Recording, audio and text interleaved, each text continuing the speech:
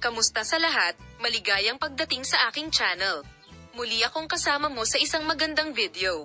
Binasag ni Tugba Büyük Üstün, isa sa mahahalagang Turkish actor, ang kanyang katahimikan sa harap ng hindi magandang sitwasyon na naranasan ng kanyang asawang si Engin Akyurek nitong mga nakaraang araw.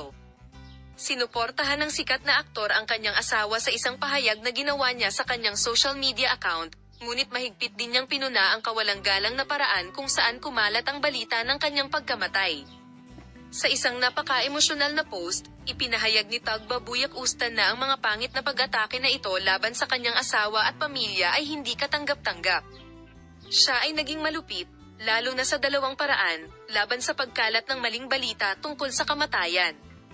Binigyang diin ni Tugba Büyük Üstün na ang ganitong mga interbensyon sa pribadong buhay ng sikat na mag-asawa ay isang pag-atake hindi lamang sa kanilang sarili kundi pati na rin sa mga halaga ng lipunan, at sinabi na ang media at mga social media platform ay dapat kumilos ng mas responsable. Sinabi rin niya na ang pagkalat ng naturang maling at hindi patas na balita ay nakakasakit sa damdamin ng mga tao at maaaring humantong sa malubhang kahihinatnan. Ang pahayag ni Tugba Büyük Üstün ay parehong suporta niya kay Engin Akyurek at isang panawagan sa etika ng media.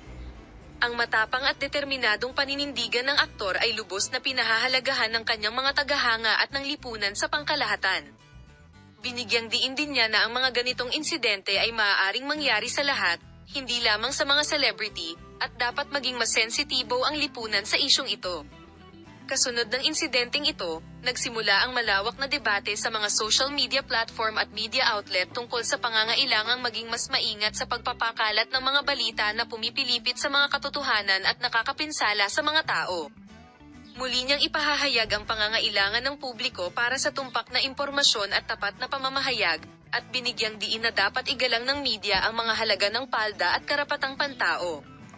Bilang resulta, ang malupit na reaksyon ni Tugba Büyük Üstün ay hindi lamang susuportahan ang kanyang asawa, ngunit makakatulong din sa paglikha ng isang mas malusog na kapaligiran ng komunikasyon sa mga platform ng media at social media.